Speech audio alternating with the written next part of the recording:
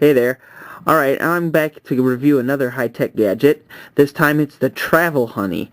And although it sounds like some kind of adult portable sex toy, it's not. It's rather a GPS recorder of such, and it's 4-in-1 as you can see here. And the functions it allows you to use are location finder. Basically it points to where you're supposed to be going. Data logger keeps track using GPS data where you've been. Photo tracker, from what I can gather, that is when you take a picture on your trip, you push a button here and it records that as like a point of interest, so then you know where you took your pictures. And G-mouse, that has to do with hooking up to your laptop and then using the unit as, I'm not quite sure, it says as your personal navigator, so I guess like a mouse. Anyways, so here I got this. Here's the packaging that it came in. I already took it out just to make sure everything was there, and those things I'll show you in a second. So here's the box. Alright, and then on the bottom here, just it's ROHS compliant, FC, you can see it's made in Taiwan. And alright, and then on the side it tells you a little about the photo tagger software. Now I'm just going to quick scan this so people can tell if you can use it or not. And down the other side, this is some of the features, so I'll just let you guys read that real quick, guys and gals.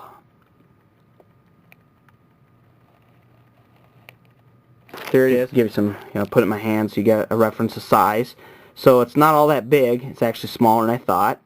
There are the 8 directional LEDs, some other status LEDs there, and on the bottom there's where you plug in the USB, connect it to your computer, and then there's the on-off switch that has 2 modes, so it's a slide switch.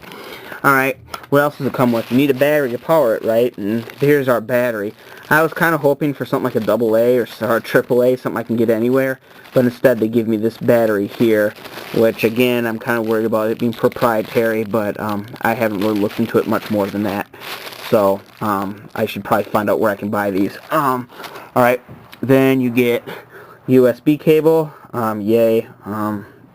Let's just make sure it's nothing special here. No, we're just looking at regular USB to micro USB.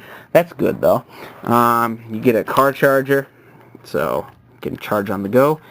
And you get this is kind of a cute little touch. They give you one of these anti-slip mats. It's kind of like a rubbery, kind of foamy, yeah.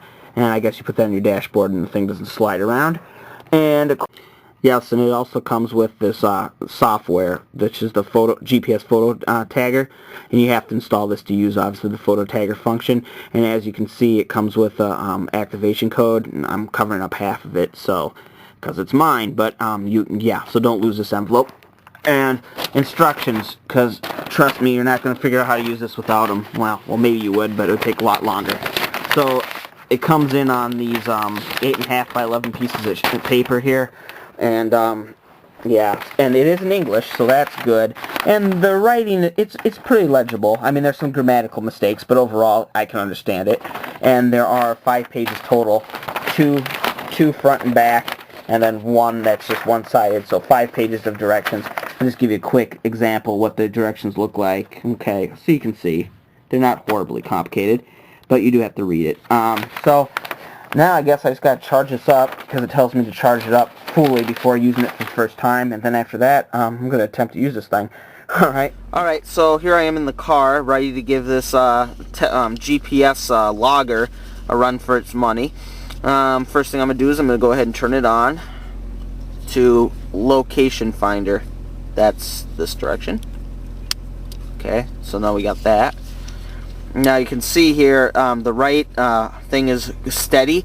That means it's looking for a satellite. And when it starts blinking, we know we have connection to a satellite. Running 65 channels here, so hopefully it won't take too long. Alright, so a minute and 40 seconds later, we got to GPS signal. So now I gotta store this location, which is home, or the parking lot rather. So I'm supposed to hold this in for 2 seconds.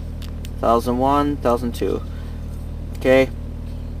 Now those all lit up. Now you see it says we are at the destination. which, well, of course, because we are where I set the destination at, which is home. So as we drive away, this arrow should constantly point back to home.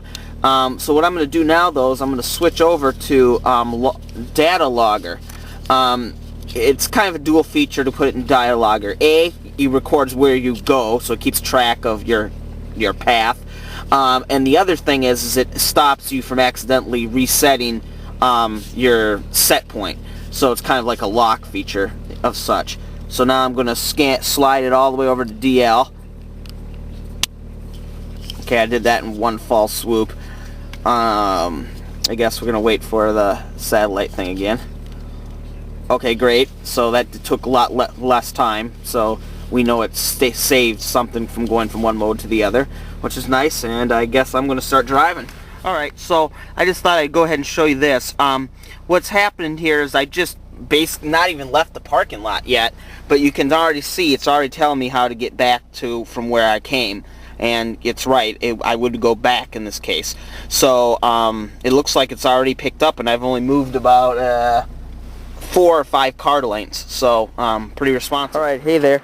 Okay, so now I'm at here we go, FedEx Kinko's up in Rosedale, and I obviously came from St. Paul, which is that way. So I'm on foot now, and I'm just going to show you how responsive this thing is. Okay, so as I just showed you, it's pointing and telling me to go that direction, which is correct. So what I'm going to do, though, is I'm going to go ahead and walk and see. So I'm going to walk in the wrong direction. Okay, it's still telling me to go that way. That's right. But now I'm going to turn this way, and this should change. Okay, it's telling me to go back. Now pushing me to go forward. Am I going the right direction, guy? Come on now. Yep, okay, there we go. You just saw it. And that is, in fact, pointing to the correct direction home.